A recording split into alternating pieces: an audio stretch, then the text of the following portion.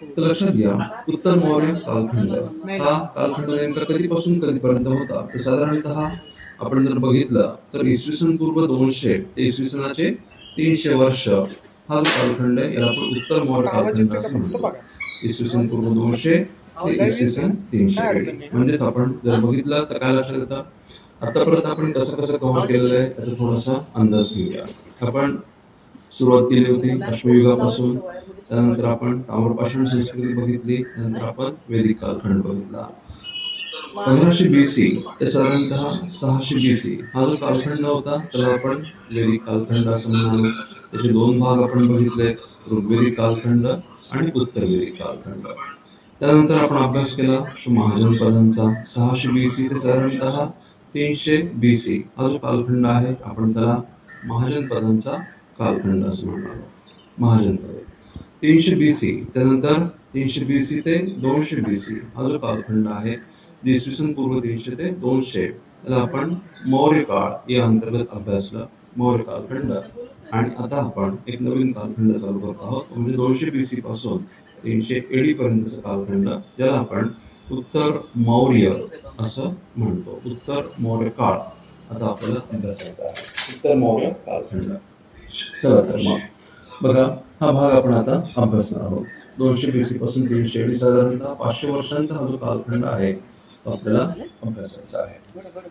त्याला उत्तर मौर्य काळ नेमकं का म्हटलं जातं, त्याचं कारण असं आहे की मौर्य काळामध्ये आपल्याला जी वैशिष्ट्य दिसतात, सामाजिक वैशिष्ट्य, आर्थिक वैशिष्ट्य, राजकीय वैशिष्ट्य, त्या वैशिष्ट्यांमध्ये आपल्याला काहीसे या कालखंडामध्ये बदल घडून आलेले दिसतात. आणि या बदलांमुळेच आपण त्याला मौर्य काळापासून वेगळं समजतो आणि त्यासाठी उत्तर मौर्य हा शब्द वापरला गेलेला आहे. जर आपण या कालखंडाचं आपण जर अध्ययन केलं, विश्लेषण केलं, तर काय लक्षात येतं आपल्याला की या काळामध्ये मौर्य काळाच्या तुलनेमध्ये आपण जर बघितलं तर काही राजकीय स्थित्यंतर घडून आलेले दिसतात, आर्थिक बदल देखील या काळामध्ये घडून आलेले दिसतात, आणि या काळामध्ये आपल्याला सामाजिक क्षेत्रामध्ये देखील बदल घडून आलेले दिसतात. राजकीय क्षेत्रांमध्ये नेमके काय बदल झाले, तर आपल्याला असं लक्षात येतं की मौर्य काळाचं वैशिष्ट्य म्हणजे केंद्रीकरण मोठ्या प्रमाणामध्ये होतं. आपण हे बघितलेलं की अशोकाच्या कालखंडामध्ये जवळपास संपूर्ण भारतीय उपखंड एकछत्री अंमलाखाली आला होता. म्हणजेच एका व्यक्तीचे, एका शासकाचं वर्चस्व जवळपास संपूर्ण भारतीय उपखंडावर प्रस्थापित झालं होतं. त्यालाच आपण म्हणतो केंद्रीकरण. परंतु ही केंद्रीकरणाची वृत्ती आपल्या उत्तर मौर्य काळामध्ये काहीशी कमी झालेली दिसते, आणि त्या ठिकाणी एकछत्री अंमलाऐवजी अनेक सत्ता निर्माण झालेल्या दिसतात. म्हणजेच राजकीय क्षेत्रामध्ये आपल्याला काय दिसतं, विकेंद्रीकरण या ठिकाणी दिसून येतं. लक्षात ठेवा, राजकीय विकेंद्रीकरणाची प्रवृत्ती आपल्याला उत्तर मौर्य काळामध्ये दिसून येते. जर आपण आर्थिक क्षेत्राचा विचार केला तर बघा, म्हणजे जर आपण राजकीय क्षेत्राचा विचार केला तर काय लक्षात येतं, हा समजा मौर्य काळ असेल, मौर्य काळ असेल आणि हा उत्तर मौर्य कालखंड असेल, मौर्य कालखंड आणि उत्तर मौर्य कालखंड, तर काय दिसतं आपल्याला की केंद्रीकरण कुठंसं काहीसं कमी झालेलं आपल्याला दिसतं. हा मुद्दा लक्षात घ्या. मौर्य कालखंड, उत्तर मौर्य कालखंड आणि केंद्रीकरणाची वृत्ती आपल्याला कमी झाली असं लक्षात येतं.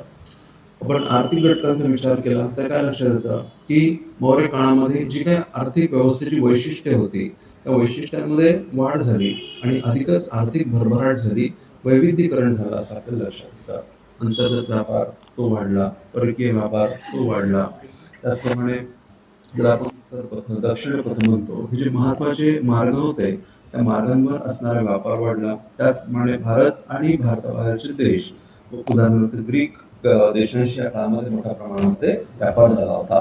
मान्सून मार्गाचा या कालखंडामध्ये शोध लागला होता असं मानलं गेलेलं आहे. आणि अनेक ग्रीक संशोधक, ग्रीक अभ्यासक या काळामध्ये भारतामध्ये आले होते, आणि त्यांनी जे नोंदवून ठेवलेलं आहे त्यानुसार काय लक्षात येतं, या काळामध्ये आर्थिक विकास, व्यापाराचा विकास मोठ्या प्रमाणामध्ये झाला होता. म्हणजे आपण व्यापाराचा विचार केला तर काय लक्षात येतं, व्यापाराचा विचार केला तर मौर्य काळामध्ये जी प्रक्रिया सुरू झाली होती ती प्रक्रिया आपल्याला अधिकच विस्तारलेली दिसून येते. आणि आपण सामाजिक क्षेत्रांचा जर विचार केला तर आपल्याला काय दिसतं की मौर्य काळाच्या तुलनेमध्ये अनेक नवीन बदल या काळामध्ये घडून आले असं आपल्याला लक्षात येतं. हा मुद्दा या ठिकाणी समजून घेतला पाहिजे की मौर्य काळाच्या तुलनेमध्ये आपल्याला या क्षेत्रामध्ये, सामाजिक क्षेत्रामध्ये उत्तर मौर्य काळामध्ये अनेक बदल घडून आले होते. हे बदल कोणते होते, तर जर आपण लक्षात घ्या की आपण ब्राह्मण धर्माचा विचार केला तर या काळामध्ये भागवत धर्माचा उदय झाला, भागवत धर्माचं महत्व प्रस्थापित झालं. असं आपल्याला लक्षात येतं. जर आपण बौद्ध धर्माचा विचार केला तर आपण महायान पंथाचं महत्व आपल्याला लक्षात येतं. भागवत पंथ, महायान पंथ यांचं प्राबल्य या काळामध्ये वाढत गेलं होतं. त्याचप्रमाणे काय झालं होतं की अनेक नवीन विदेशी घटक भारतामध्ये आले होते आणि त्यामुळे सामाजिक सरमिसळ घडून आले होते. सामाजिक सरमिसळ आपण ज्याला म्हणतो ती या काळामध्ये घडून आली होती. सामाजिक सरमिसळ. ओके, हा मुद्दा सुद्धा समजून घेतला पाहिजे. या काळामध्ये वेगवेगळं साहित्य निर्माण झालं, तसं स्मृती आपण ज्याला म्हणतो, धर्मशास्त्रांच्या निर्मितीला या काळामध्येच सुरुवात झाली होती. अशा अनेक घडामोडी या काळामध्ये घडून आल्या होत्या. मंदिर संस्था आपण ज्याला म्हणतो, मंदिरांचा प्राथमिक विकास याच काळामध्ये घडून आला होता. म्हणजे थोडक्यात आपल्याला काय लक्षात येतं की मौर्य काळाच्या तुलनेमध्ये उत्तर मौर्य काळाची वैशिष्ट्य ही काहीशी वेगळी होती आणि ती वैशिष्ट्यपूर्ण होती आणि म्हणूनच याला एका विशिष्ट कालखंडामध्ये वर्गीकृत केलं गेलेलं आहे, तो म्हणजे उत्तर मौर्य कालखंड. हे मुद्दे समजून घ्या. त्याच्यानंतर पुढचा लक्षात घ्या. आता आपण एक एक बघूया. त्याच्यामध्ये राजकीय स्थित्यंतर या गोष्टीला आपण महत्व देणार आहोत. एक्झामसाठी हा जो कॉम्पोनंट आहे, पॉलिटिकल सिस्टीम, पॉलिटिकल आस्पेक्ट्स अत्यंत महत्वाचे आहेत आणि म्हणून आपण राजकीय स्थित्यंतरांचा अंदाज या घटकामध्ये घेऊया. तर लक्षात घ्या काय झालं होतं हे आपण थोडक्यात बघूया. राजकीय स्थित्यंतर नेमकं कसं झालं हे आपण ब्रीफमध्ये बघूया. आपल्याला माहिती आहे की साधारणतः आपण बघितलं होतं की 200 BC पर्यंतचा जो कालखंड आहे, इसवी सन पूर्व 200, या कालखंडाला आपण मौर्य कालखंड असं म्हटलं. आणि विविध कारणांमुळे अशोकाच्या मृत्यूनंतर मौर्य साम्राज्याचं पतन झालं. हे आपण मागच्या सेशनमध्ये देखील बघितलं होतं. अकार्यक्षम वारसदार, त्याचप्रमाणे अतिकेंद्रित प्रवृत्ती, त्यानंतर अशोकाच्या धम्म धोरणाचा काहीसा अतिरेक, त्याचप्रमाणे ब्राह्मणवादी घटकांची प्रतिक्रिया, असे अनेक घटक कारणीभूत ठरले आणि अंतिमतः मौर्य साम्राज्याचं पतन झालं. मौर्य साम्राज्याच्या पतनानंतर जी कोणती पोकळी निर्माण झाली, जी एम्प्टी स्पेस पोकळी निर्माण झाली, ती पोकळी भरून काढण्यासाठी त्यानंतर मग त्या ठिकाणी इतर नवीन सत्तांचा उदय झाला होता. त्या नवीन सत्ता दोन प्रकारच्या होत्या. एक म्हणजे परकीय सत्ता आणि दोन म्हणजे ऐतद्देशीय सत्ता. लक्षात घ्या, मौर्य साम्राज्याच्या पतनानंतर ज्याला आपण उत्तर मौर्य काळ असं म्हणतो, 200 BC पासून ते 300 AD पर्यंतचा हा जो कालखंड आहे, या काळामध्ये अनेक नवीन सत्ता उदयाला आल्या, ज्यामध्ये परकीय सत्ता आणि ऐतद्देशीय सत्तांचा समावेश होतो. हा मुद्दा या ठिकाणी समजून घ्या. आता बघा, परकीय सत्ता नेमक्या कोणत्या होत्या? तर परकीय सत्तांमध्ये लक्षात घ्या, हा क्रम आपल्यासाठी महत्वाचा आहे कारण हा क्रम एक्झामवर विचारला जाऊ शकतो. ठीक आहे. परकीय सत्तांमध्ये महत्वाच्या परकीय सत्ता होत्या इंडो ग्रीक. लक्षात घ्या, परकीय सत्तांमध्ये होत्या इंडो ग्रीक. त्यानंतर आहेत शक, ज्यांना आपण सिथियन असं देखील म्हणतो. त्याच्यानंतर पहलव, त्यांना पर्थियन असं म्हटलं जातं. आणि त्यानंतर आहेत कुशाण. ठीक आहे, लक्षात घ्या. परकीय सत्तांमध्ये महत्वाच्या सत्ता कोणत्या होत्या? इंडो ग्रीक, शक, पहलव आणि कुशाण. हा क्रम या ठिकाणी आपण लक्षात घेतला पाहिजे, समजून घ्या. ओके, तर आता भारतीय सत्ता, ऐतद्देशीय सत्ता कोणत्या होत्या? तर हा देखील मुद्दा समजून घेणं आवश्यक आहे. ऐतद्देशीय सत्ता कोणत्या होत्या? जर आपण ऐतद्देशीय सत्तांचा विचार केला तर आपल्याला त्याचं क्लासिफिकेशन, वर्गीकरण कसं करता येतं? राजेशाही आणि गणतंत्र. हाच मुद्दा या ठिकाणी असं आपण बघूया. बघा, मौर्य साम्राज्याचं पतन झालं आणि त्यातून एक राजकीय विकेंद्रीकरणाची स्थिती निर्माण झाली. आणि या विकेंद्रीकरणाच्या परिणामी आपल्याला काय दिसतं? नवीन सत्तांचा उदय. आता या ज्या नवीन सत्ता होत्या त्या आपल्याला दोन प्रकारच्या दिसतात. एक आहे परकीय सत्ता आणि दुसरा आहे ऐतद्देशीय सत्ता. परकीय सत्ता आणि दुसरा प्रकार आहे ऐतद्देशीय सत्ता. ऐतद्देशीय म्हणजे भारतीय घटकांनी पुढाकार घेऊन सत्ता स्थापन केली असं. आणि ऐतद्देशीय सत्तांमध्ये पुन्हा आपल्याला दोन घटक दिसतात. एक म्हणजे राजेशाही प्रकारची यंत्रणा आणि दुसरं म्हणजे गणतंत्र प्रकारची यंत्रणा. हा मुद्दा समजून घेतला पाहिजे. राजेशाही आणि गणतंत्र, ठीक आहे, या प्रकारची व्यवस्था आपल्याला लक्षात येतात. म्हणजेच या काळामध्ये विकेंद्रीकरण झालं होतं आणि अनेक नवीन सत्ता निर्माण झाल्या. त्याचप्रमाणे याच काळामध्ये आपल्याला सामंतशाहीची प्राथमिक तत्व दिसतात. ते देखील मी तुम्हाला नंतर सांगेल. सामंतशाहीची प्राथमिक तत्व देखील आपल्याला या काळामध्ये दिसून येतात. सामंतशाही हे गुप्त काळाचं आणि उत्तर गुप्त काळाचं वैशिष्ट्य आहे. पण त्याची एकदम प्रारंभिक सुरुवात आपण ज्याला म्हणू ती काहीशी उत्तर मौर्य काळामध्ये दिसून येते. कसं ते मी तुमच्यासोबत नंतर डिस्कस करेन. तर लक्षात घ्या, ऐतदेशीय सत्तांमध्ये राजेशाही आणि गणतंत्र असे दोन प्रकार होते. राजेशाहींची उदाहरणं कोणती होती? शुंग, कण्व, कलिंग आणि सातवाहन. शुंग, कण्व, कलिंग आणि सातवाहन ही राजेशाही सत्तांची उदाहरणं होती. तर अर्जुनायन, मालव, सिबी ही जी उदाहरणं होती, यौधेय, ही सगळी उदाहरणं गणतंत्रांची होती. लक्षात ठेवा, अर्जुनायन, मालव, सिबी, यौधेय. याच ठिकाणी अजून काही नावं मी तुम्हाला सांगतो, ते लक्षात ठेवा. त्याच्यामध्ये एक्झामला प्रश्न विचारला जाऊ शकतो की उत्तर मौर्य काळामध्ये जी गणतंत्र उदयाला आली होती ती खालीलपैकी कोणती होती. अशा प्रकारचा प्रश्न आला तर तुम्हाला तो मॅनेज करता आला पाहिजे. अर्जुनायन, मालव, सिबी, यौधेय, त्याचप्रमाणे कुनिंद हे देखील नाव लक्षात ठेवा. कुनिंद, त्याचप्रमाणे अर्जुनायन, कुनिंद, अर्जुनायन, त्यानंतर त्रिगर्त, त्रिगर्त ही नावं अत्यंत महत्वाची आहेत, लक्षात घ्या. ओके. त्याचप्रमाणे औदुंबर नावाची अजून एक सत्ता होती. औदुंबर, त्रिगर्त, अर्जुनायन आणि कुनिंद ही रिपब्लिक, ही गणतंत्र या काळामध्ये अस्तित्वात होती. गणतंत्रांचं वैशिष्ट्य आपण महाजनपद या टॉपिक मध्ये बघितलं होतं. तशाच प्रकारच्या साधारणतः व्यवस्था उत्तर भारत आणि वायव्य भारत या पट्ट्यामध्ये विकसित झाल्या होत्या. ठीक आहे. आणि हे कशाचा परिणाम होता? तर हा राजकीय विकेंद्रीकरणाचा परिणाम होता, लक्षात घ्या. महत्वाच्या राजेशाही सत्तांमध्ये शुंग, कण्व, कलिंग आणि सातवाहन, आणि गणतंत्रांमध्ये अर्जुनायन, मालव, सिबी, यौधेय, कुनिंद, त्याचप्रमाणे त्रिगर्त आणि औदुंबर या सत्ता महत्वाच्या होत्या. तर आपण आता पहिल्यांदा शुंग सत्तेचा अभ्यास करूया. आपण ज्या महत्वाच्या राजेशाही सत्ता आहेत त्यांचा आपण अभ्यास करणार आहोत आणि त्यानंतर आपण परकीय सत्तांचा अभ्यास करणार आहोत. तर पहिल्यांदा आपण बघूया शुंग सत्ता. तर आपल्याला माहितीच आहे, पुष्यमित्र शुंग हा जो शासक होता, पुष्यमित्र शुंग हा शुंग घराण्याचा संस्थापक मानला गेलेला आहे. कोण होता पुष्यमित्र शुंग? आपल्याला माहिती आहे, शेवटचा मौर्य शासक जो होता बृहद्रथ, बृहद्रथचा तो सेनापती होता. त्याचप्रमाणे तो ब्राह्मण धर्मी होता असं मानलं गेलेलं आहे. तर शेवटचा मौर्य शासक बृहद्रथ, ठीक आहे, याचा सेनापती जो की ब्राह्मण धर्मी होता, पुष्यमित्र शुंग, याने आपल्या शासकाविरुद्ध उठाव केला आणि उठाव करून त्याचा वध घडवून आणला, त्याची हत्या घडवून आणली आणि शुंग सत्ता स्थापन केली. आणि शुंग सत्ता स्थापन झाल्यानंतर त्याने यज्ञयाग आणि कर्मकांड म्हणजेच ब्राह्मणिकल जीवन पद्धतीचं त्याला पुनरुज्जीवन केलं असं मानलं गेलेलं आहे. ब्राह्मणिकल जीवन पद्धतीचं त्याने पुनरुज्जीवन केलं कारण त्याने यज्ञ आणि कर्मकांड केले होते, अश्वमेध यज्ञ त्याने केले होते. आणि म्हणून काही इतिहासकार असं म्हणतात की पुष्यमित्र शुंगाचं सत्तेवर येणं म्हणजेच मौर्य साम्राज्याविरुद्ध ब्राह्मण घटकांची प्रतिक्रिया आहे असं मानलं गेलेलं आहे. परंतु याच्यामध्ये नेमकं तथ्य काय आहे याचा आपण बघणार आहोत. तर त्याने यज्ञयाग आणि कर्मकांड यांचं पुनरुज्जीवन केलं आणि ब्राह्मण धर्माच्या तत्वांचे पुनरुज्जीवन केले असे मत व्यक्त केले जाते. आता आपण याच्याबद्दल चर्चा करणार आहोत.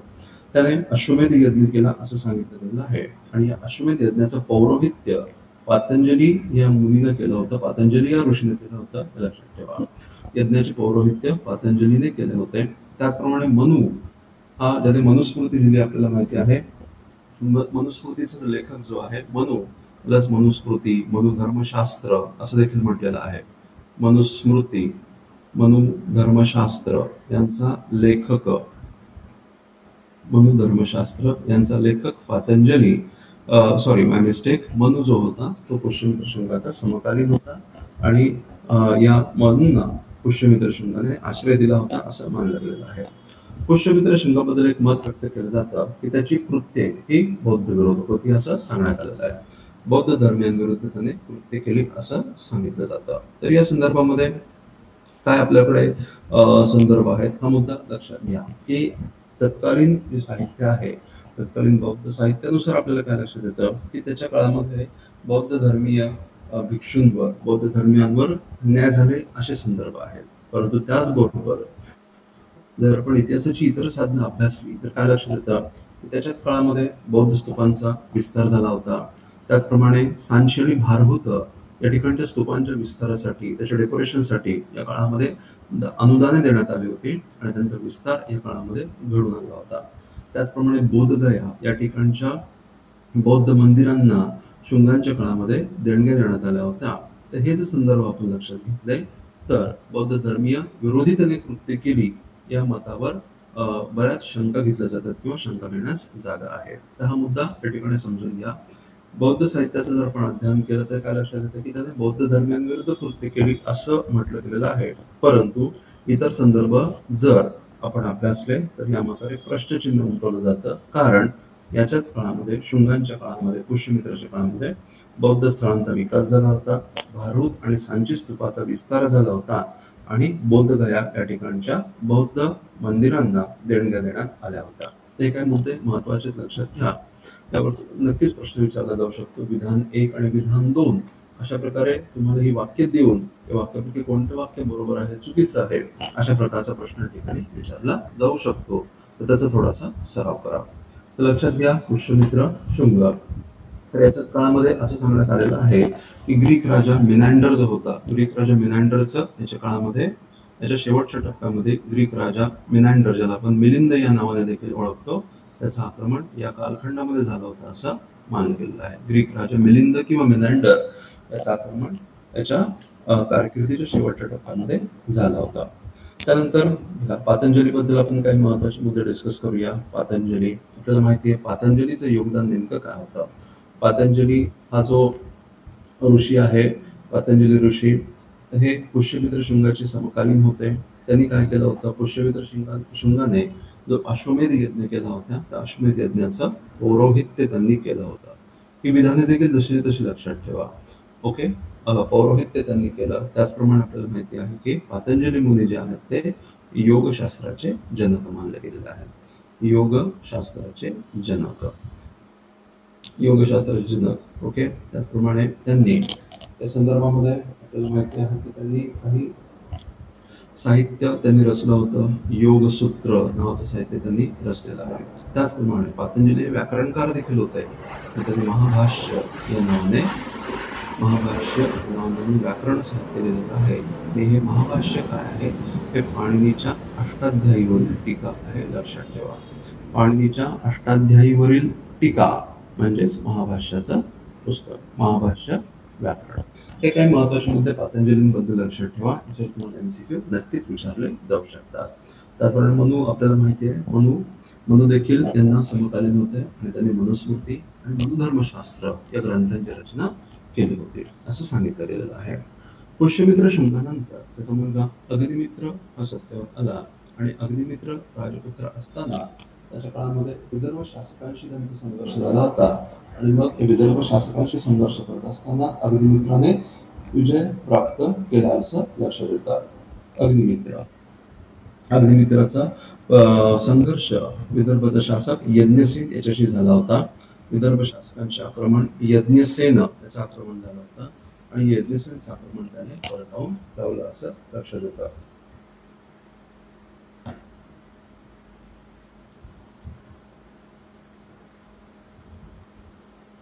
ओके, ते मुद्दे समजावून घ्या. त्यानंतर आता लक्षात घ्या की अग्निमित्रानंतरचे जे शासक होते ते कमकुवत निघाले असं मानलं गेलं.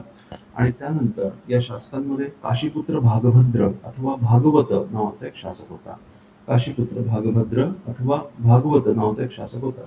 त्याच्या काळामध्ये शुंगांची राजधानी, त्याच्या काळामध्ये शुंगांची राजधानी विदिशा या ठिकाणी स्थलांतरित झाली होती. विदिशा जी की मध्य प्रदेश मधलं ठिकाण आहे, त्या ठिकाणी राजांचं स्थलांतर झालं होतं. आणि याच्याच काळामध्ये ग्रीक राजा अँटिअल्किडासचा दूत हेलिओडोरसने विदिशा या ठिकाणी आगमन केलं होतं.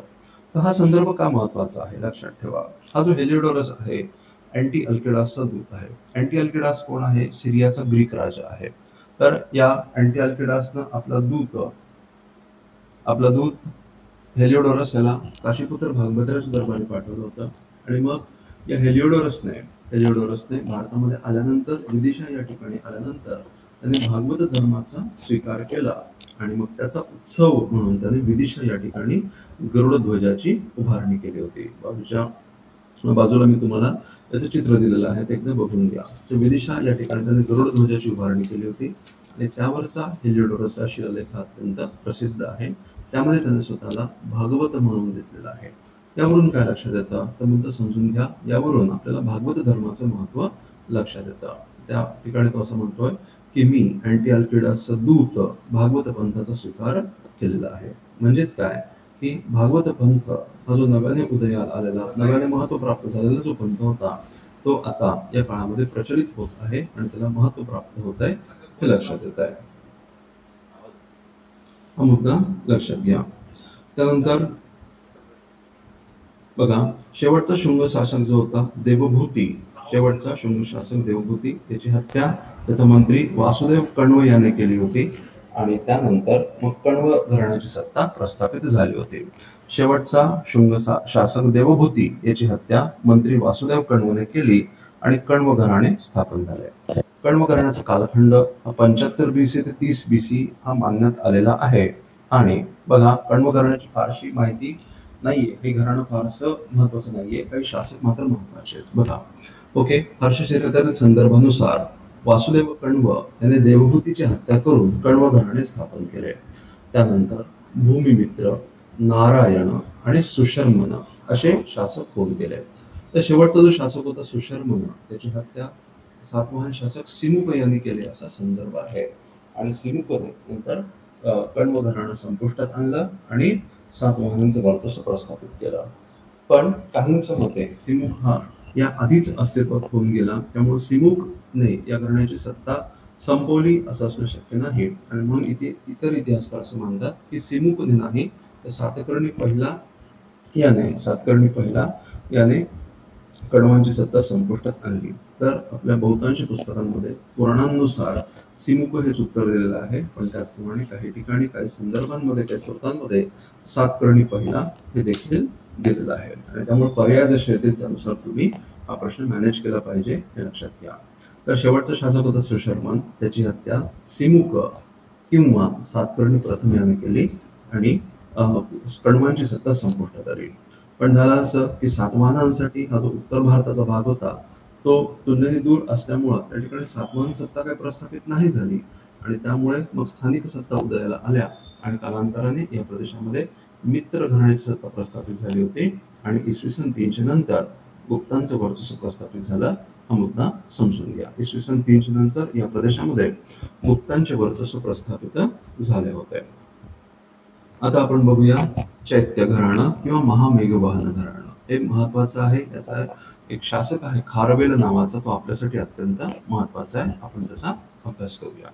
तर लक्षात घ्या, अशोकाच्या मृत्यूनंतर आपल्याला माहिती आहे की मौर्य साम्राज्यामध्ये प्रांत होते, ज्यामध्ये दक्षिण पथ होता, उत्तर पथ होता, त्याचप्रमाणे परांत होता आणि कलिंग नगरी हा जो प्रांत होता. तर अशोकाच्या मृत्यूनंतर मौर्य साम्राज्यामध्ये जी काही गोंधळाची स्थिती निर्माण झाली होती, त्या स्थितीचा फायदा घेऊन त्या ठिकाणचा जो स्थानिक शासक होता, छेदी घराण्याचा शासक चेतक किंवा चैत्यक याने कलिंग प्रदेशामध्ये आपलं स्वतंत्र अस्तित्व निर्माण केलं आणि महामेघवाहन घराणं या ठिकाणी प्रस्थापित झालं होतं. आणि याच घराण्यामध्ये नंतर, लक्षात घ्या, याच घराण्यामध्ये नंतर खारवेल या शासकाचा जन्म झाला होता. आपण आता खारवेलचा अभ्यास करूया. खारवेल, लक्षात घ्या, खारवेलाचा कालावधी हा इसवी सन पूर्व दुसरे ते इसवी सनाचे पहिले शतक असं मानला गेलेला आहे. इसवी सन पूर्व दुसरे ते पहिले शतक. ओके, तर हा याचा कालावधी मानला गेला आहे. 200 BC ते 100 BC याचा कालावधी मानण्यात आलेला आहे. हा जो खारवेला शासक आहे, लक्षात घ्या, महत्वाचा मुद्दा आहे, हा जो खारवेला शासक आहे हाथी गुंफा शिलालेखाकरता ओळखला जातो. हाथी गुंफा शिलालेख हा या खारवेलाचा महत्वाचा शिलालेख आहे. हा जो शिलालेख आहे तो उदयगिरी खांडगिरी गुहांमध्ये स्थित आहे. लक्षात ठेवा, उदयगिरी खांडगिरी गुहांमध्ये हा शिलालेख स्थित आहे. आणि हा मुद्दा ठिकाणी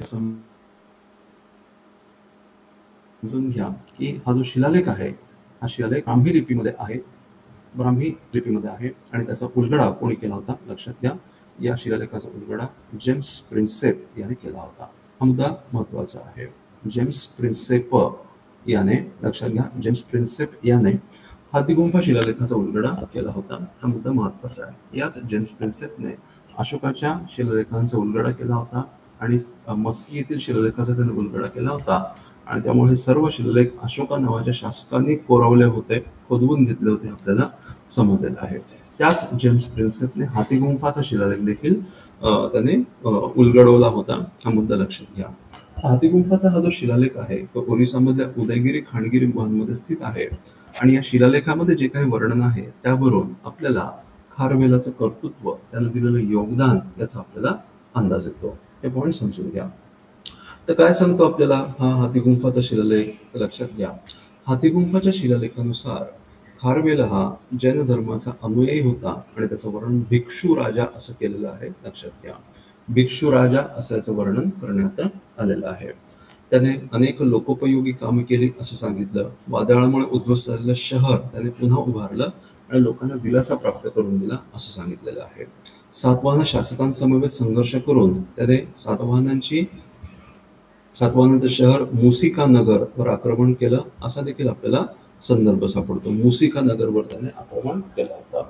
तर एवढंच नाही तर मगधावर आक्रमण करून त्यांनी तीर्थंकरांची प्रतिमा परत आणली होती आणि त्याचा मोठा उत्सव त्याने आपल्या कलिंग नगरीमध्ये साजरा केला होता.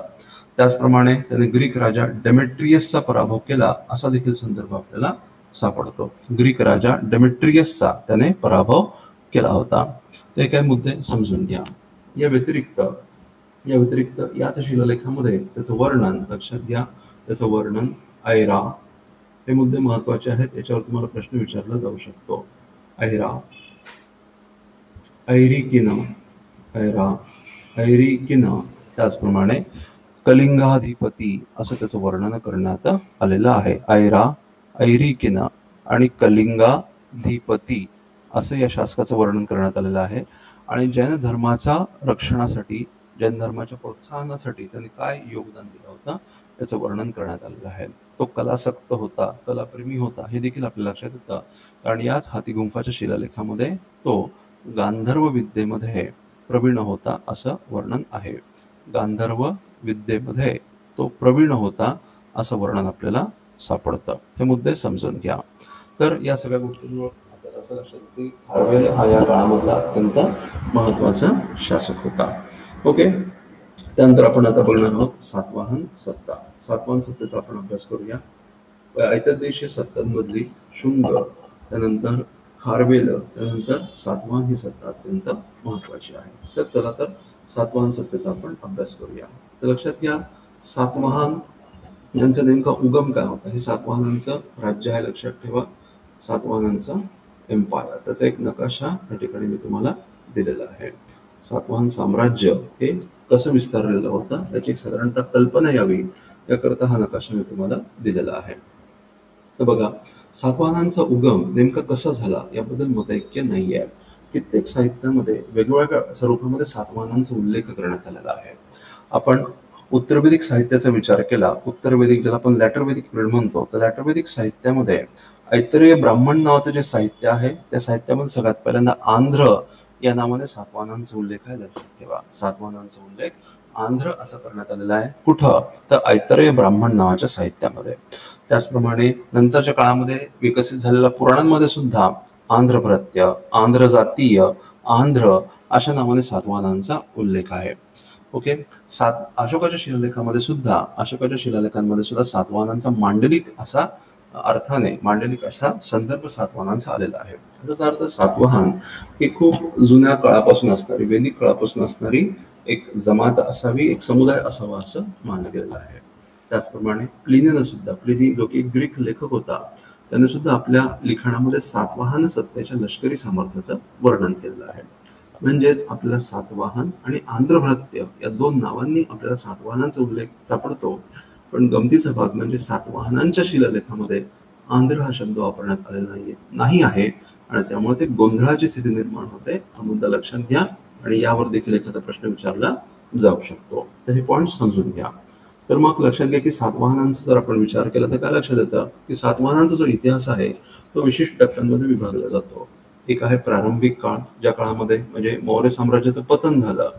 मौर्य साम्राज्याचं पतन झाल्यानंतर आपल्याला काय दिसतं, सातवाहनांची सत्ता उदयाला आली.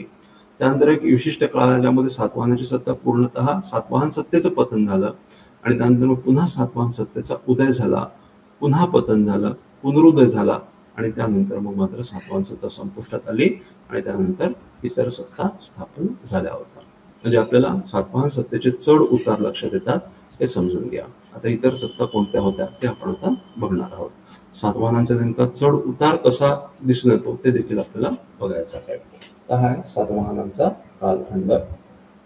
सातवाहन उदय झाला, भरभराट झाली, प्रगती झाली, पण कालांतराने मग पुन्हा सातवाहनांची घसरण झाली. त्याला सातवाहन इतिहासामध्ये अंधयुग असा शब्द वापरण्यात आलेला आहे. मग पुनरुदय झाला आणि त्यानंतर मग पुन्हा एकदा सातवाहनांचा ऱ्हास झाला होता आणि मग इतर सत्ता उदयाला आल्या होत्या. हाच इतिहास आपण थोडक्यामध्ये महत्वाच्या सातवाहन शासकांच्या स्वरूपामध्ये बघणार आहोत. चला तर मग बघा काय सांगितलं गेलेलं आहे की सिमुक हा जो सातवाहन सत्तेचा संस्थापक होता, त्याने अशोकाच्या मृत्यूनंतर मौर्य साम्राज्यामध्ये निर्माण झालेल्या गोंधळाचा फायदा घेऊन स्वतंत्र सातवाहन राज्य त्याने स्थापन केलं होतं. जर आपण पुराणांचा संदर्भ घेतला तर काय लक्षात येतं की त्याने मगध येथील शेवटचा कण्व शासक सुशर्मन याची हत्या केली होती. म्हणजे थोडक्यात अशोकाच्या मृत्यूनंतर त्याने दख्खन भागामध्ये आपलं स्वतंत्र अस्तित्व निर्माण केलं, त्या ठिकाणी संघटन घडवून आणलं, आपली ताकद वाढवली आणि ताकद एवढी वाढली की कालांतराने तो उत्तर भारतावर आक्रमण करण्याच्या स्थितीमध्ये होता, असं पुराणे आपल्याला सांगतात. हे लक्षात घ्या. म्हणूनच हे वाक्य महत्वाचं आहे. पुराणांनुसार त्याने मगध येथील शेवटचा कण्व शासक सुशर्मन याची हत्या केली होती. परंतु काही इतिहासकार असं म्हणतात की ज्या सातवाहनाने कण्व शासक सुशर्मन याच्यावर आक्रमण केलं होतं तो सिमुक नसून तो सातकर्णी असावा असं मत मांडलं गेलेलं आहे. हाच मुद्दा मी तुम्हाला थोड्या वेळापूर्वी सांगितला होता. बघा या ठिकाणी मी तुम्हाला मुद्दा सांगितला होता तो की काहींच्या मते हा सिमुक होता, काहींच्या मते हा सातकर्णी पहिला होता. तर तो सिमुक असेल किंवा सातकर्णी असेल एवढं नक्की की सातवाहनांनी मगधवर आक्रमण केलं होतं, एवढं लक्षात ठेवा. ओके. त्याचप्रमाणे महत्वाचा मुद्दा म्हणजे त्याच्यानंतर कान्हा हा शासक होऊन गेला होता. म्हणजे सुरुवातीच्या काळामध्ये काय झालं की सातवाहनांच्या सत्तेमध्ये आपल्याला काय दिसतं की सिमुक आणि कान्हा हे प्रारंभिक शासक होते आणि त्यानंतर प्रस्थापित झाली ती सातकर्णीची सत्ता. सातकर्णी प्रथम हा सत्तेवर आला होता, लक्षात ठेवा. सातकर्णी हा आरंभ काळामधील सगळ्यात महत्वाचा शासक मानला गेलेला आहे. खऱ्या अर्थाने सातवाहनांची सत्ता त्याने प्रस्थापित केली तो शासक म्हणजेच सातकर्णी पहिला असं मानलं गेलेलं आहे. तर आरंभ काळातील सगळ्यात महत्वाचा शासक. त्याने कलिंग शासक खारवेलचे आक्रमण परतवून लावले असं मानलं जातं. म्हणजे जर आपण कलिंगाच्या किंवा खारवेलाचा शिलालेख जर लक्षात घेतला तर काय लक्षात येतं, त्याने सातवाहनाचा पराभव केला. परंतु सातवाहन शासकांचे संदर्भ लक्षात घेतले तर त्या ठिकाणी त्यांनी खारवेलचं आक्रमण परतवून लावलं असा संदर्भ आहे. त्यामुळे या दोन्ही गोष्टी लक्षात ठेवा. सातवाहनांच्या संदर्भानुसार खारवेलाला परतवून लावलं आणि खारवेलाच्या संदर्भानुसार सातवाहन प्रदेशावर आक्रमण केलं होतं. तर तो अत्यंत पराक्रमी असा शासक होता आणि युद्धाद्वारे सत्ता विस्ताराचे त्याचे धोरण होते असं आपल्याला त्याच्या पदव्यांवरून लक्षात येतं. त्याला दक्षिणापथपती, पश्चिमाधिपती, अप्रतिहत चक्र या नावाने ओळखले गेलेलं आहे. याचाच अर्थ युद्ध धोरणाद्वारे सत्ता विस्तार हे त्याचं धोरण होतं, ही त्याची पॉलिसी होती, आपल्याला लक्षात येतं. त्याने आपल्या पराक्रमाच्या जोरावर गोदावरी नदी खोऱ्यामध्ये आणि नर्मदेच्या पलीकडे पूर्व माळव्यापर्यंत सत्ता विस्तार केला होता असं आपल्याला लक्षात येतं. तर मग हा जो मोठा सत्ता विस्तार त्याने केला होता त्याचा उत्सव म्हणून त्याने अश्वमेध आणि राजसूय यज्ञ देखील केले होते. हा मुद्दा लक्षात घ्या. अश्वमेध आणि राजसूय यज्ञ करणारा हा सातवाहन शासक होता. त्याच्याच काळामध्ये जसं मी तुम्हाला सांगितलं की पूर्व माळव्यापर्यंतचा विस्तार झाला होता आणि त्यामुळेच या काळामध्ये सांची स्तूपाचा विस्तार आणि सजावट घडून आली. आणि मग या ठिकाणचा जो शिलालेख आहे त्या शिलालेखामध्ये राजन श्री सातकर्णी असा उल्लेख आपल्याला आढळतो. राजन श्री सातकर्णी. तर हा जो राजन श्री सातकर्णी आहे तो सातकर्णी पहिला असावा असं मानलं गेलेलं आहे. राजन श्री सातकर्णी म्हणजे त्यांच्या काळामध्ये सांची येथील स्तूपाचा विस्तार आणि सजावट घडून आली होती, लक्षात घ्या. एवढंच नाही तर नैनिका राणीच्या नाणेघाट शिलालेखामध्ये याचा उल्लेख आपल्याला आढळतो. ठीक आहे. या ठिकाणी बघा मी तुम्हाला नाणेघाट ठीक आहे हे स्थान आणि त्या ठिकाणी जो शिलालेख आहे नैनिका राणीचा जो शिलालेख आहे त्याचा मी तुम्हाला या ठिकाणी एक संदर्भ देण्याचा प्रयत्न केलेला आहे. नैनिका राणीच्या नाणेघाट शिलालेखामध्ये जुन्नर प्रांतामध्ये आहे.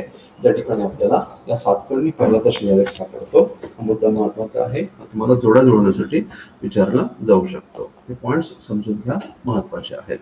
त्यानंतर पुढचा लक्षात जसं मी तुम्हाला सांगितलं की नंतर मग एक डार्क पिरियड आला ज्या काळामध्ये सातवाहनांची सत्ता ही हळूहळू कमी होत गेली, सत्तेचा ऱ्हास होत गेला. याला अंधयुग असं म्हटलेलं आहे. आणि या अंधयुगामध्ये या ठिकाणी मी तुम्हाला दिलं बघा अंधयुग या अंधयुगामध्ये सातवाहनांचा सत्तारास झाला आणि या काळामध्ये एका पाठोपाठ एक असे अनेक शासक होऊन गेले, ज्यामध्ये सातकर्णी दुसरा, अप्पिलक, लंबोदर, कुंतल, हल, स्वतिकर्णी अशा अनेक शासकांचा समावेश होता. खूप सारे शासक होते, त्यापैकी मोजकी मी घेतलेले आहेत की नावं इतकीशी काही महत्वाची नाहीयेत. हल मात्र जरूर महत्वाचं आहे, त्याच्याबद्दल आपण चर्चा करणार आहोत. तर काय सांगितलं गेलं, या काळामध्ये सातवाहनांचा राज्य संकोच झाला आणि मुख्यत्वे पश्चिम दख्खन भागातील त्यांचं वर्चस्व नाहीसं झालं. आणि सातवाहनांच्या या सत्ता ऱ्हासासाठी नेमकं कोण कारणीभूत होतं लक्षात घ्या, की पश्चिम क्षत्रप सत्ताधीश जो नहपन्हा नावाचा होता, या नहपन्हाने सातवाहनांची सत्ता संपुष्टात आणली होती. ठीक आहे. पश्चिम क्षत्रप म्हणजे काय हे आपण थोड्या वेळाने बघणार आहोत. या पश्चिम क्षत्रपमध्ये क्षहरत नावाचे घराणे होते आणि या क्षहरत घराण्याचा शासक नहपन्हा याने सातवाहनांची सत्ता कमकुवत केली, सातवाहनचे प्रदेश जिंकले आणि त्यामुळे सातवाहनांचा सत्ता संकोच झाला होता. असं असताना देखील या अंधयुगामध्ये एक महत्वाचा सातवाहन शासक होऊन गेला, ज्याचं नाव होतं हल. तर हलाबद्दल काय माहिती आहे आपल्याकडे, लक्षात ठेवा. हलाबद्दल असं सांगितलं जातं की त्याने आपला सेनापती विजयानंद त्याला श्रीलंका विजयासाठी पाठवले, असा संदर्भ आपल्याला पुराणांमध्ये आढळतो. म्हणजे आपल्याला एकीकडे काय संदर्भ सापडतात, इकडे संदर्भ असे सापडतात की त्याच्या काळामध्ये सत्ताऱ्हास झाला होता, पण त्याचबरोबर असे देखील संदर्भ आहेत की त्याच्या काळामध्ये त्याने आपला सेनापती विजयानंद याला श्रीलंकेमध्ये विजयासाठी पाठवले होते. म्हणजे कदाचित साम्राज्य विस्तारासाठी त्याच्या काळामध्ये प्रयत्न झाले असावेत. ओके. त्याहीपेक्षा महत्वाचं म्हणजे हा शासक कलागुण प्रेमी होता असं मानलं गेलेलं आहे आणि त्याने गुणाढ्य त्याने बृहत्कथेची रचना केली होती आणि सर्ववर्मन ज्याने कटंत्र नावाच्या व्याकरण साहित्याची रचना केली होती, अशा विद्वानांना त्याने आश्रय दिला होता. गुणाढ्य त्याने बृहत्कथेची रचना केली आणि सर्ववर्मन याने कटंत्र नावाच्या व्याकरणाची रचना केली, अशा विद्वानांना त्याने आश्रय दिला होता. बृहत्कथा लक्षात ठेवा, बृहत्कथा हे भारतामधलं आद्य कथा साहित्य मानलं जातं. आद्य कथा साहित्य हा मुद्दा अत्यंत महत्वाचा आहे, लक्षात ठेवा. बृहत्कथा हे भारतामधलं आद्य कथा साहित्य मानलं जातं आणि त्यानंतर मग पंचतंत्र, हितोपदेश असे अनेक कथा साहित्य विकसित झाले होते, परंतु भारतातलं पहिलं कथा साहित्य म्हणजे बृहत्कथा. ओके. त्याचप्रमाणे सर्ववर्मन नावाचा जो व्याकरणकार होता तो देखील हलाच्या दरबारी होता असं मानलं गेलेलं आहे. तो केवळ विद्वानांना आश्रय देत होता असं नाहीये, तर तो स्वतः देखील विद्वान होता असं सांगितलं गेलं आणि त्याने स्वतः गाथा सप्तशती हे साहित्य रचले होते. त्या ठिकाणी तुम्हाला मी गाथा सप्तशतीचं काही महत्वाचं वर्णन आपल्या स्टेट बोर्डाच्या पुस्तकामध्ये आहे, त्याचे काही महत्वाचे मुद्दे मी तुम्हाला या ठिकाणी सादर करत आहे. बघा, गाथा सप्तशती याबद्दल काय सांगितलं गेलं, या हलने प्राकृत भाषेतील कविता संकलित केल्या. त्यावर आधारलेल्या निवडक 700 गाथांचा संग्रह म्हणजे गाहा सप्तशती म्हणजेच गाथा सप्तशती. हा कोणत्या भाषेमध्ये आहे? महाराष्ट्री प्राकृत भाषेमध्ये आहे. लक्षात घ्या, महाराष्ट्री प्राकृत भाषेमध्ये रचलेला हा पहिला ग्रंथ आहे याच्याबद्दल सांगितलं आहे. त्यामध्ये मानवी भावना, मानवी व्यवहार आणि निसर्ग यांचं सौंदर्यपूर्ण चित्रण करण्यात आलेलं आहे. विविध व्रते, आचार आणि तत्कालीन उत्सव यांची वर्णनं देखील आढळतात. महाराष्ट्रातील तत्कालीन समाज जीवनाचे प्रतिबिंब त्यामध्ये आढळतात, म्हणजे एक सामाजिक चित्रण असे पुस्तकाचं स्वरूप आहे. आणि बाकी तर आपल्याला माहिती आहे की गाथा सप्तशती मधील काही शब्द आजच्या मराठीमध्ये देखील वापरले जातात आणि मराठी भाषेतील अनेक शब्दांची मुळं या साहित्यामध्ये सापडतात. ओके. गाथा सप्तशतीमधील कवितांवरून महाराष्ट्री प्राकृत आणि आधुनिक मराठी यांच्यातील दुवे स्पष्ट दिसतात. लक्षात घ्या, याच्यातील अनेक मुद्द्यांवर तुम्हाला एक्झाम मध्ये प्रश्न विधानांच्या स्वरूपामध्ये विचारले जाऊ शकतात.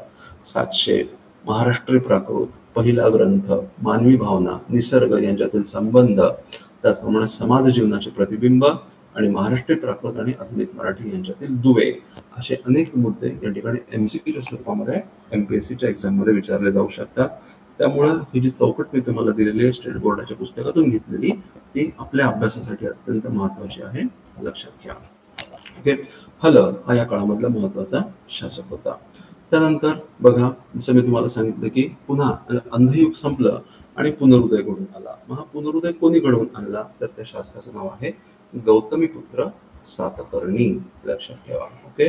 मग या स्केचकडे आपण परत जायचं म्हणलं तर काय लक्षात येतं, बघा, अंधयुग आणि मग पुन्हा पुनरुदय झाला आणि या पुनरुदय कोणी घडवून आणला, उदय, पुनरुदय कोण आला तर गौतमी पुत्र सातकर्णी. गौतमी पुत्र सातकर्णी. ठीक आहे, तर हे नाव लक्षात ठेवा. त्याच्याबद्दल आपण आता माहिती घेऊया. गौतमी पुत्र सातकर्णी हा सातवाहन शासक शिवस्वाती आणि राणी गौतमी बलसारी यांचा मुलगा होता असं सांगितलं जातं. ठीक आहे, गौतमी बलसारीच्या नाशिक प्रशस्तीमध्ये त्याच्या कर्तृत्वाचं वर्णन करण्यात आलेलं आहे. बघा, या ठिकाणी मी तुम्हाला चित्र दिलेलं आहे. याच्या काळामध्ये ज्या गुहा तयार झाल्या होत्या त्या ठिकाणी आपल्याला एक शिलालेख सापडतो. हा शिलालेख गौतमी बलसारी त्याची आई जी होती राणी गौतमी बलसारी यांच्या शिलालेखामध्ये गौतमी पुत्र सातकर्णीच्या कर्तृत्वाचं वर्णन आहे. काय वर्णन आहे बघा, त्रिसमुद्र तोय पीत वाहन असं त्याचं वर्णन करण्यात आलेलं आहे. म्हणजेच काय, त्रिसमुद्र, तीन समुद्र, तोय म्हणजे जल, पीत वाहन ज्याच्या वाहनाने तीनही समुद्रांचे पाणी प्याले असा हा पराक्रमी शासक होता. म्हणजेच काय, हिंदी महासागर, त्याचप्रमाणे बंगालचा उपसागर आणि अरबी समुद्र. म्हणजे थोडक्यात काय, याच्या काळामध्ये मोठ्या प्रमाणामध्ये सत्ता विस्तार झाला होता आणि म्हणूनच त्याचं वर्णन त्रिसमुद्र तोय पीत वाहन, ज्याच्या वाहनाने तीन समुद्रांचे पाणी प्याले. वाहन म्हणजे त्याचा घोडा, त्याचं वाहन. ठीक आहे, तर असा संदर्भ आपल्याला दिसतो. त्याचप्रमाणे तो दानशूर राजा देखील होता आणि त्याच्या काळामध्ये नाशिक जवळील बौद्ध संघाला, लक्षात घ्या, नाशिक जवळील बौद्ध संघाला कर्जक नावाचे गाव त्याने दान केले होते. आता मुद्दा का महत्वाचा आहे हे देखील मी तुम्हाला सांगतो. बघा, ओके, तर याच्याबद्दल वर्णन काय केलेलं आहे. ओके, लक्षात घ्या, वर्णन हे आहे की एक ब्रह्म असा त्याचा गौरवपूर्ण उल्लेख आहे. पश्चिम क्षत्रप शासक नहापन्हाचा त्याने पराभव केला होता.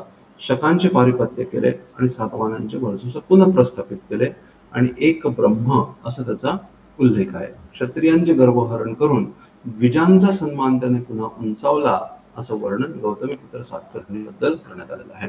म्हणजेच आपल्याला काय लक्षात येतं, ओके, म्हणजेच आपल्याला असं लक्षात येतं की सातवाहन शासक, आणि हे मान्य मत आहे, लक्षात घ्या, सातवाहन शासक जे होते ते आपण ज्याला हिंदू धर्म म्हणतो किंवा ब्राह्मण धर्म म्हणतो, ब्राह्मण धर्म किंवा हिंदू धर्म यानुसार त्यांची शासन पद्धती होती. ब्राह्मण धर्म किंवा हिंदू धर्म यांवर आधारलेली शासन पद्धती किंवा यांना सातवाहनांचा आश्रय होता. जसं सम्राट अशोकाने बौद्ध धर्मास राजाश्रय दिला होता, त्याचप्रमाणे सातवाहन शासकांनी हिंदू धर्म किंवा ब्राह्मण तत्वांना आश्रय दिला होता, महत्व दिलं होतं, लक्षात होतं. पण असं असताना देखील त्यांनी बौद्ध धर्माप्रती देखील सहिष्णू भूमिका त्यांनी अंगीकारली होती. त्याचाच अर्थ सातवाहन शासक हे सहिष्णू विचारांचे होते. हा मुद्दा समजून घेणं आवश्यक आहे. अशाच अर्थाचा एक प्रश्न गुप्त शासकांच्या बाबतीमध्ये UPSCच्या प्रिलिम्स मध्ये आला होता. गुप्त शासकांचं देखील तेच आहे, ते हिंदू धर्माचे अनुयायी होते. हिंदू धर्माला त्यांनी राजाश्रय दिला होता, पण असं असताना देखील इतर धर्मांप्रती, विशेषतः बौद्ध धर्मांप्रती त्यांचा दृष्टिकोन हा सहिष्णू होता असं वर्णन आपल्याला आढळतं. हे मुद्दे समजावून घ्या, लक्षात घ्या. हे मुद्दे देखील महत्वाचे. एक ब्रह्म असा त्याचा उल्लेख आहे. क्षत्रियांचं गर्वहरण करून द्विजांचा सन्मान उंचावला. पश्चिम क्षत्रप नहापन्हाचा त्याने पराभव केला आणि शकांचं पारिपत्य केलं. ओके, आणि या सर्व प्रक्रियेमध्ये माळवा, लक्षात घ्या, या सर्व प्रक्रियेमध्ये माळवा, सौराष्ट्र ते कृष्णा खोरे, वऱ्हाड ते कोकण असा त्याने सत्ता विस्तार केला होता. आणि म्हणून आपण काय म्हणतो की गौतमीपुत्र सातकर्णीच्या काळामध्ये सातवाहनांचा पुनरुदय झाला होता. आता बघा, या ठिकाणी तुम्हाला एक नाण्याची प्रतिमा या ठिकाणी दिलेली आहे. ते नाणं काय दर्शवते, तर या संदर्भात असं सांगितलेलं आहे की हे जे नाणं आहे मूळ नहापन्हाचं नाणं होतं आणि नहापन्हाचा पराभव केल्यानंतर त्याच नाण्यावर पुन्हा गौतमीपुत्र सातकर्णीने आपल्या प्रतिमा उमटवल्या. तर या काळामध्ये, प्राचीन काळामध्ये, मध्ययुगीन काळाच्या प्रारंभामध्ये ही प्रचलित असणारी पद्धत होती की एखाद्या शासकाचा पराभव केल्यानंतर त्याच्या नाण्यावर स्वतःची छाप उमटवली जायची, स्वतःच्या प्रतिमा उमटवल्या जायच्या.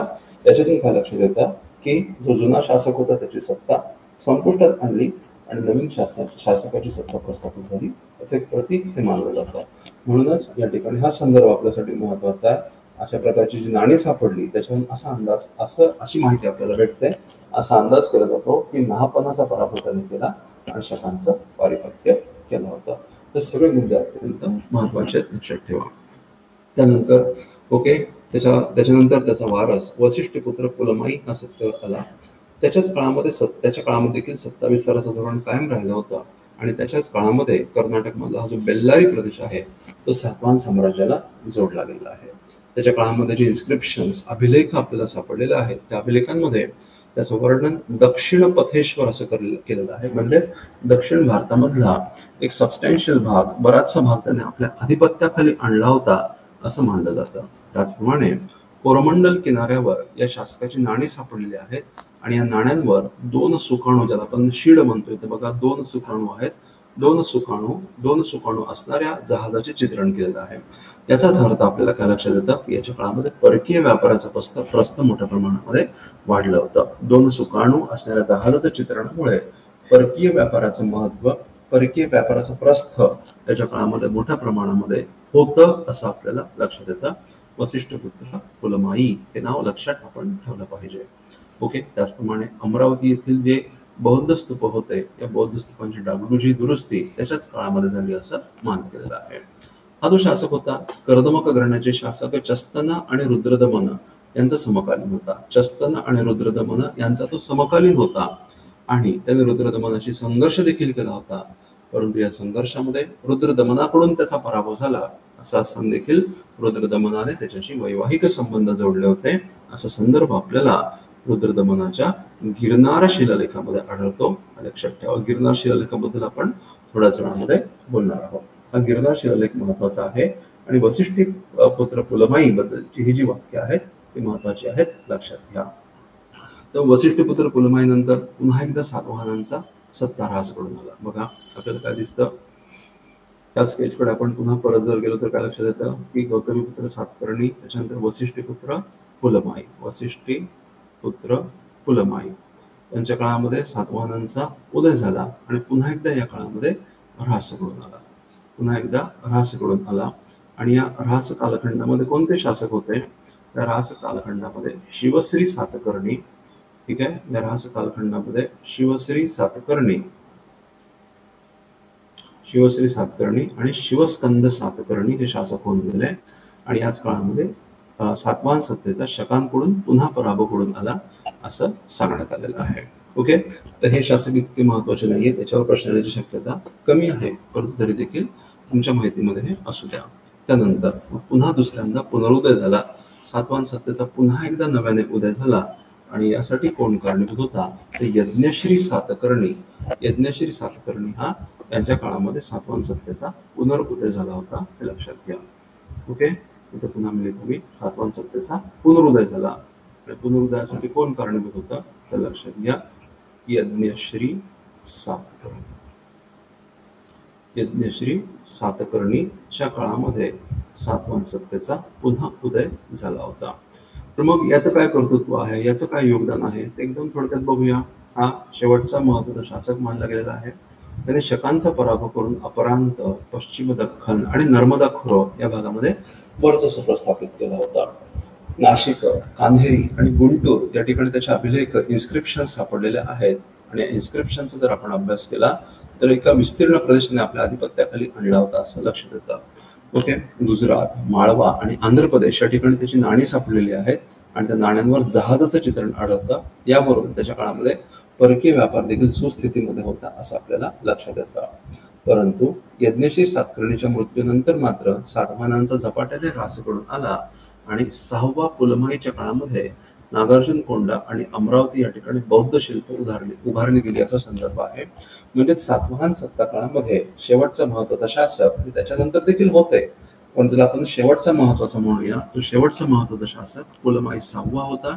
आणि त्यानंतर मात्र झपाट्याने सातवाहन सत्तेचा ऱ्हास झाला आणि परिणामी अनेक प्रादेशिक सत्ता उदयाला आल्या, जसं की महाराष्ट्र प्रदेशामध्ये अभिरांची सत्ता प्रस्थापित झाली असं मानलं गेलं, ज्यांचा नेता होता ईश्वर दत्त. आंध्र भागामध्ये इक्ष्वाकू सत्ता प्रस्थापित झाली आणि दक्षिण भागामध्ये पल्लव सत्ता प्रस्थापित झाली आणि सातवाहन सत्ता संपुष्टात आली. ओके. हे मुद्दे सातवाहन सत्तेबद्दल महत्वाचे आहेत. यानंतर आपण आता परकीय सत्तांचा थोडक्यात अभ्यास करूया. परकीय सत्ता, जसं मी तुम्हाला सांगितलं, हा क्रम आपल्यासाठी महत्वाचा आहे. परकीय सत्ता पहिल्यांदा आले इंडो ग्रीक, त्यानंतर आले शक, त्यानंतर आले पहलव आणि त्यानंतर आले कुशाण. इंडो ग्रीक, शक, पहलव आणि कुशाण या क्रमाने या सत्ता भारतामध्ये आल्या होत्या. त्यापैकी इंडो ग्रीकांचा आपण आता अभ्यास करूया. इंडो ग्रीक लक्षात घ्या. इंडो ग्रीक यांना इंडो ग्रीक का म्हटलं जातं, त्यांना बॅक्ट्रियन ग्रीक असं देखील म्हटलं जातं. असं का? इंडो ग्रीक किंवा बॅक्ट्रियन ग्रीक या नावाने हा समुदाय ओळखला गेलेला आहे का? आपल्याला माहिती आहे इसवी सन पूर्व 4थ्या शतकामध्ये म्हणजे साधारणतः 326 BC, इसवी सन पूर्व 326 या कालखंडामध्ये काय झालं होतं? या कालखंडामध्ये सिकंदरचं म्हणजेच अलेक्झांडरचं आक्रमण झालं होतं. या कालखंडामध्ये सिकंदरचे आक्रमण घडून आले. सिकंदरचे आक्रमण या काळामध्ये घडून आले होते. आणि आपल्याला माहिती आहे की सिकंदरने भारतीय मुख्य भूमीमध्ये आक्रमण जरी नसलं केलं तरी भारताचा जो वायव्य भाग होता, पंजाब, काश्मीरचा काही भाग हा ग्रीकांच्या आधिपत्याखाली गेला होता. ग्रीकांचं वर्चस्व त्या भागामध्ये प्रस्थापित झाला होता. सिकंदरने काय केलं, त्या प्रदेशाचं मॅनेजमेंट करण्यासाठी, प्रशासन चालवण्यासाठी आपल्या हाताखालचे काही अधिकारी नेमले होते. त्यापैकी एक होता सेल्युकस निकेटर. मग सिकंदरच्या परतीनंतर मग सेल्युकस निकेटर त्या ठिकाणी आला आणि आपल्याला माहिती आहे की सेल्युकस निकेटरने पुन्हा एकदा भारतीय प्रदेशावर आक्रमण करायचा प्रयत्न केला होता, ज्याला चंद्रगुप्त मौर्याने नुकतीच मगधामध्ये आपली सत्ता प्रस्थापित केली होती.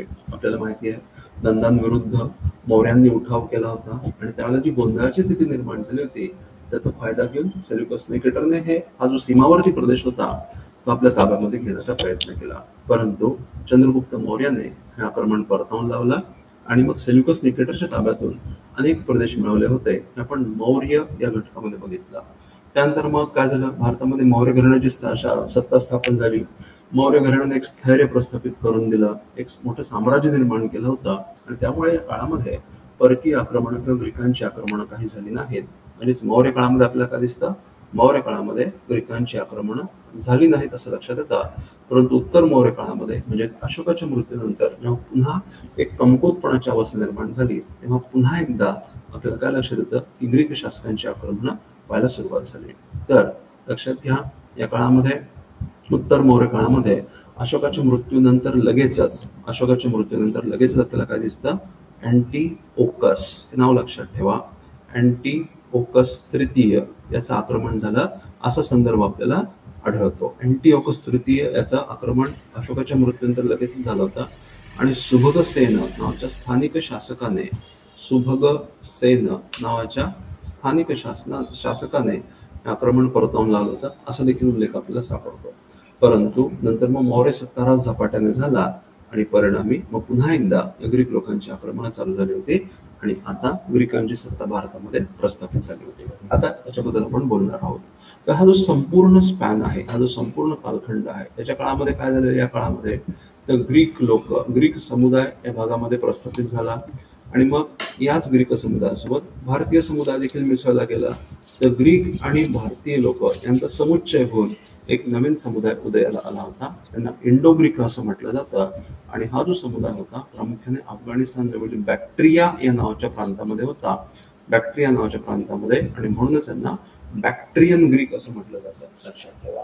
ओके, तर ही आक्रमण देखील आपण लक्षात ठेवली पाहिजे, हा क्रम देखील लक्षात ठेवा. कारण काय विचारलं जाईल की उत्तर मौर्य काळापूर्वी ग्रीकांची किती आक्रमण झाली होती किंवा कोणती आक्रमण झाली होती किंवा त्या आक्रमणांचा क्रम कसा आहे, अशा प्रकारचा प्रश्न या ठिकाणी विचारला जाऊ शकतो. ते मुद्दे समजून घ्या की इंडो ग्रीक बघा. आता इथं हाच मुद्दा मी त्या ठिकाणी दिला. अशोकाच्या मृत्यूनंतर निर्माण झालेल्या गोंधळाचा फायदा घेऊन बॅक्ट्रिया प्रदेशातील इंडो ग्रीकांनी भारतीय प्रदेशांवर आक्रमण करायला सुरुवात केली होती. आणि या आक्रमणांमधला, ठीक आहे, जसं मी तुम्हाला सांगितलं की अँटिओकस जो होता त्याने जे आक्रमण केलं ते अपयशी ठरलं, त्याला फारसं काही साध्य करता आलं नाही भारतीय प्रदेशामध्ये. आणि नंतर मग मात्र डेमेट्रियस पहिला त्याचा कालखंड इसवी सन पूर्व 2रे शतक आहे, त्याने भारतीय प्रदेशावर आक्रमण केलं आणि भारतीय प्रदेशांवर त्याने वर्चस्व प्रस्थापित केलं होतं. आणि म्हणून त्याच्याबद्दल काय म्हटलं गेलेलं आहे की भारतीय प्रदेशांवर वर्चस्व प्रस्थापित करणारा हा पहिला इंडो ग्रीक शासक आहे, लक्षात ठेवा. भारतीय प्रदेशांवर वर्चस्व प्रस्थापित करणारा पहिला इंडो ग्रीक शासक डेमेट्रियस पहिला. आता तुम्हाला प्रश्न कसा विचारला जाईल, डेमेट्रियस पहिल्याच्या आधी किती आक्रमणं झाली होती, कोणाची आक्रमणं झाली होती, कोणत्या क्रमाने आक्रमणं झाली होती, अशा प्रकारचे एक्झाममध्ये प्रश्न विचारले जाऊ शकतात. हा तुमचा महत्वाचा पोटेन्शियल MCQ आहे, लक्षात ठेवा. म्हणून या ठिकाणी तुम्हाला असे सेपरेटली या ठिकाणी मांडून दिलं. तुमच्या नोट्समध्ये या पॉईंटचा समावेश जरूर करा. बघा, डेमेट्रियस पहिला बद्दल काय माहिती आपल्याकडे? डेमेट्रियस पहिला हा भारतीय प्रदेशांवर वर्चस्व प्रस्थापित करणारा, ठीक आहे, भारतीय प्रदेशावर वर्चस्व प्रस्थापित करणारा हा पहिला इंडो ग्रीक शासक होता.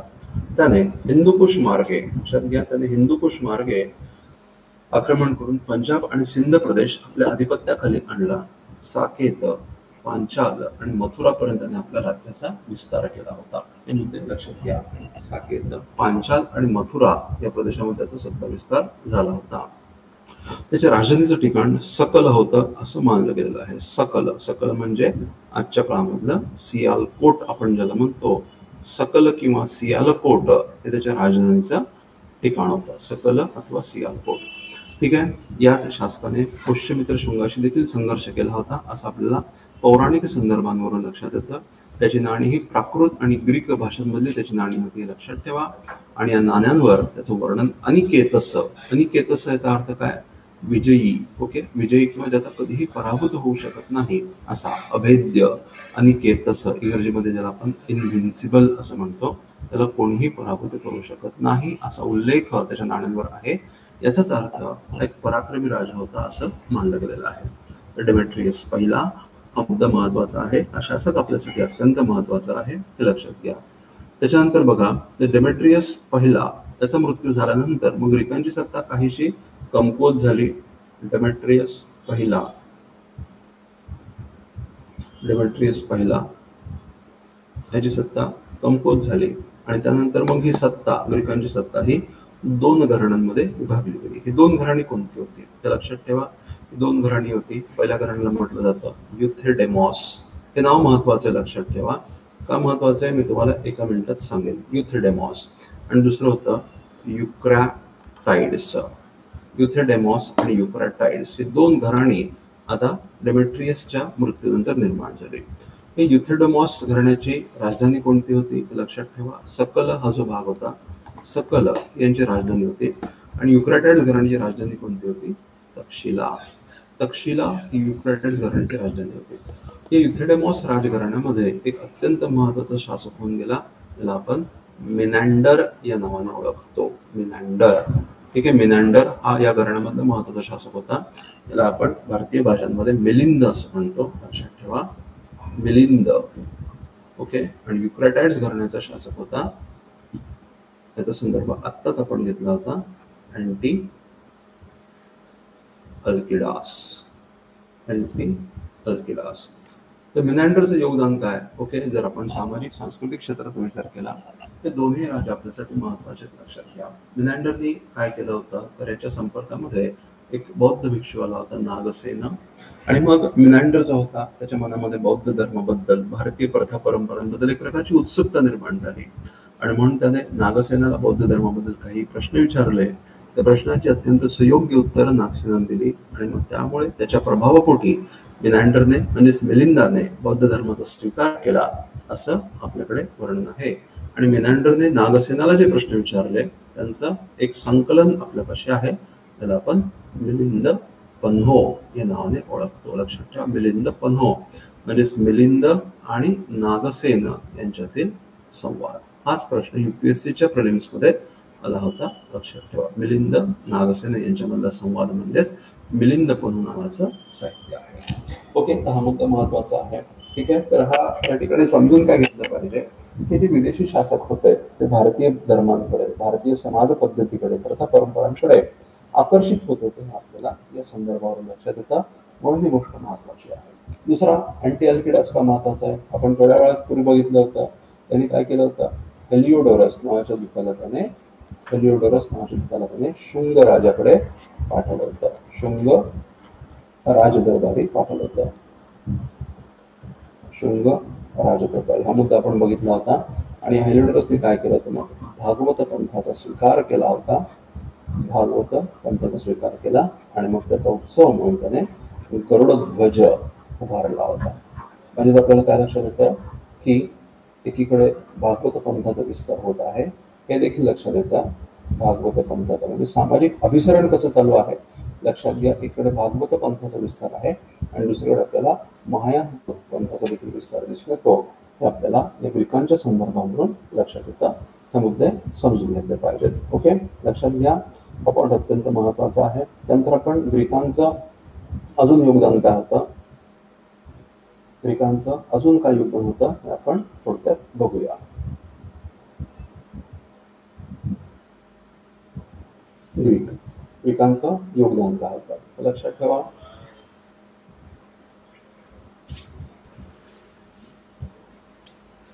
ग्रीक योगदान लक्षात घ्या. ग्रीकांच्या योगदानाबद्दल काय सांगितलं जातं तर सगळ्यात महत्वाचं म्हणजे लक्षात घ्या प्रमाणबद्ध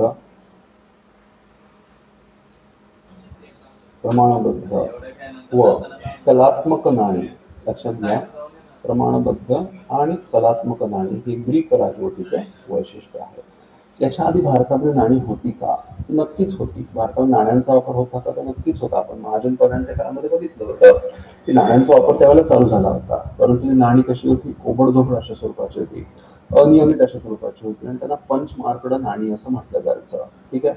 आणि ही नाणी जी होती ती अनियमित स्वरूपाची होती, आकारानं सारखी नव्हती, वजनानं सारखी नव्हती आणि त्यामुळे त्या नाण्यांमध्ये एक नियमितता आपण ज्याला म्हणतो स्टँडर्डायझेशन जे म्हणतो ते नव्हतं आणि त्यामुळे व्यापारामध्ये अनेक अडथळे निर्माण व्हायचे. परंतु ग्रीकांनी काय केलं? ग्रीकांनी प्रमाणबद्ध आणि कलात्मक आर्टिस्टिक, लक्षात ठेवा आर्टिस्टिक आणि स्टँडर्डाइज्ड कॉइनेज म्हणजे समान वजन असणारी, समान आकार असणारी, समान प्रकारचे डिझाईन असणारी अशा प्रकारची नाणी ग्रीकांनी पाडली होती आणि हे त्यांचं खूप महत्वाचं योगदान मानलं जातं. ग्रीकांच्या नाण्यांवर आपल्याला राजांचं चित्रण केलेलं आढळून येतं, राजाचे चित्रण. आणि म्हणून आपल्याला काय लक्षात येतं की एक क्रोनॉलॉजी सेट करायला आपल्याला लक्षात येतं की कोणत्या काळामध्ये कोणता राजा असावा, कोणाआधी कोण होऊन गेला हे साधारणतः आपल्याला याच्यावरून कळू शकतं. म्हणजे राजाचे चित्रण हा देखील मुद्दा महत्वाचा आहे. त्याचप्रमाणे आपल्याला काय लक्षात येतं की ग्रीकांनी प्रांतिक प्रशासनाची विशिष्ट व्यवस्था सुरू केली होती. प्रांतिक प्रशासनाची एक व्यवस्था ग्रीकांनी चालू केली होती. या व्यवस्थेला काय म्हटलं जातं? प्रांतिक प्रशासनाची व्यवस्था. हा मुद्दा महत्वाचा आहे. त्याच्यावर नक्कीच एक्झाम मध्ये प्रश्न विचारला जाऊ शकतो. त्याच्यावर ऍक्च्युअली एक्झाम मध्ये प्रश्न येऊन गेलेला आहे. मागील वर्षी असा प्रश्न आलेला आहे की ग्रीकांचं योगदान काय होतं, ग्रीक नाणी कशा प्रकारची होती असा प्रश्न एक्झाम मध्ये आलेला आहे. हा मुद्दा महत्वाचा आहे. त्याचप्रमाणे ग्रीकांनी अजून काय केलं होतं? प्रांतिक प्रशासनाची स्ट्रॅटॅगो, ठीक आहे, नावाची व्यवस्था त्यांनी स्थापन केली होती. स्ट्रॅटॅगो याचा अर्थ काय? स्ट्रॅटॅगो याचा अर्थ होता लष्करी प्रशासक.